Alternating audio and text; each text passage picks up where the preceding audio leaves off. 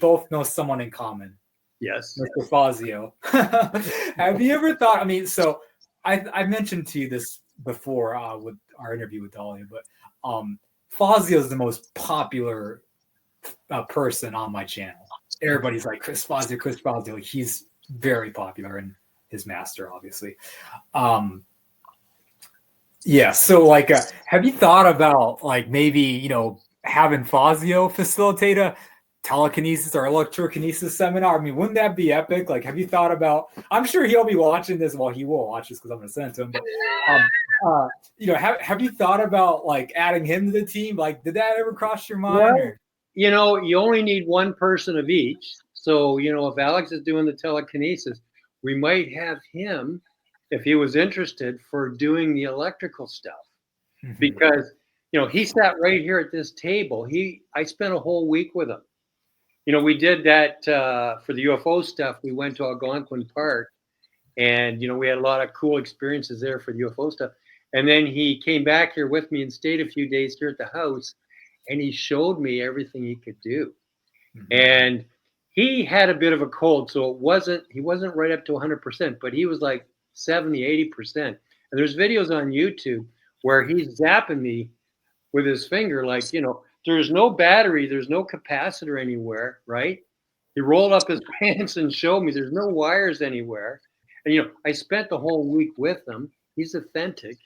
And he showed me how he can meditate and build up a charge. And then he was zapping the hell out of me. Like, it hurt with the electrics. So, and then he kept saying, I have to completely discharge it because, not healthy for him to hold that. Like, he builds it up, but then, it has to be released. But perhaps, and this might be an experimental thing, maybe he teaches something like that at the seminar. Don't know. Like, for me, it's suggesting ideas, it's being experimental and trying things. And it would be great to get our success rate up to 100%. Now Alex has been at the last one, and he knows what he did, and he knows how it helped, and it very well could be with his telekinesis and with the work he already did, we may actually approach 100% already. But and it's not just reaching 100%, Ken. It's the idea of getting this ability firmly brought out and established. Okay, so that when they go home, they don't just lose it, that they're well on their way. So it's not just getting them to 100% or the participants to 100%. It's making sure that it's solidly cemented within them. Because, they've come to the seminar, they've paid for the seminar, they're in the workshop.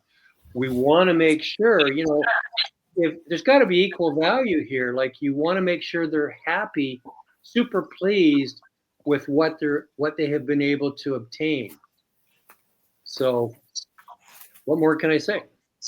Yeah. You mentioned, so Chris, well, you said he was 70%. He never told me that, shared that story with me. He said that he was sick when he saw you. He was. He wasn't feeling very well.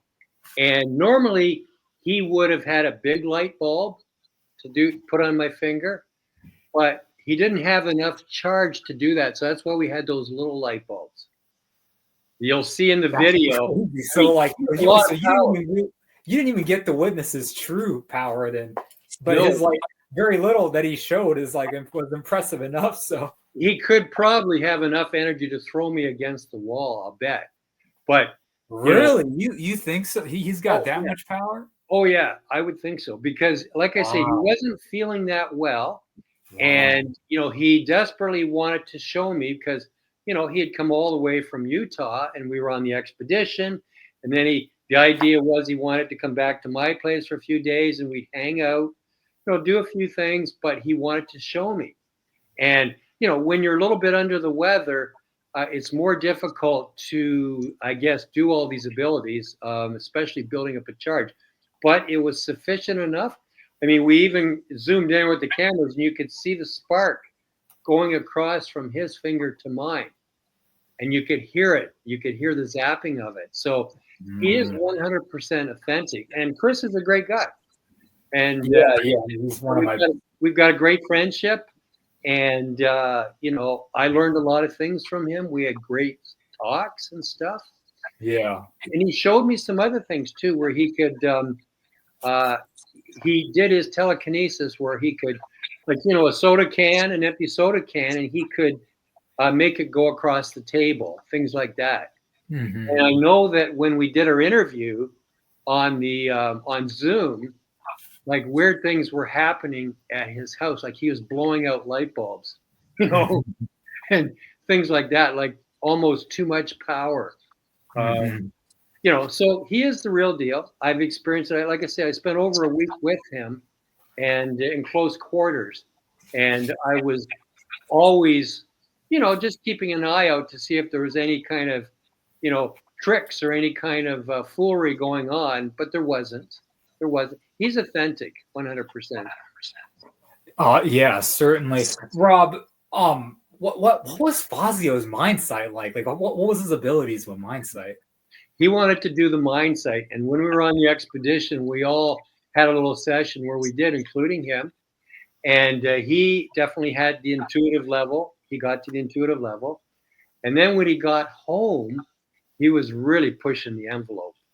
And he called me. And well, first of all, he was on one, I think it was a flight home. He was reading in real time with his mask on. And then, but then he disclosed to me that when he was home, he went out with his mask on jogging. And I thought, oh my God, don't do that. Like, I don't want to be responsible for him tripping in a pothole and, breaking his nose.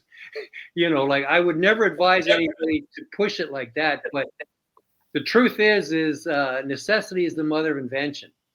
And it's very possible that the whole reason we have Mindsight as a species is, from our cavemen and women days, when, we have our family in a cave and it's pitch black outside, there's no moon, it's all cloudy, it's totally dark. Well, we have to be able to protect our families. And so what happens if a wild animal comes into the cave? You got to be able to see that. So probably out of necessity, we developed this ability. A neighboring tribe attacking in the dead of night. Even, it's possible that men and women went out night hunting. Most of these animals are nocturnal. And if you want to feed your family, you probably went out at night and you probably used your Mindsight. So this is like what they call maybe a vestigial organ that we have that is left over from our caveman days. And we all have it and we can all use it. Yeah, certainly. Great stuff. So he did go out jogging, and he told me after the fact. If he had asked me if it's a good idea to do it, I would have discouraged him. But, the truth is, out of necessity, his Mindsight came on to protect him. So he was able to see around. I would just, because I'm a trainer, I would never coach anybody to do that just because of liability. I would never want anybody saying, well, Rob suggested I do this to force my Mindsight to come open.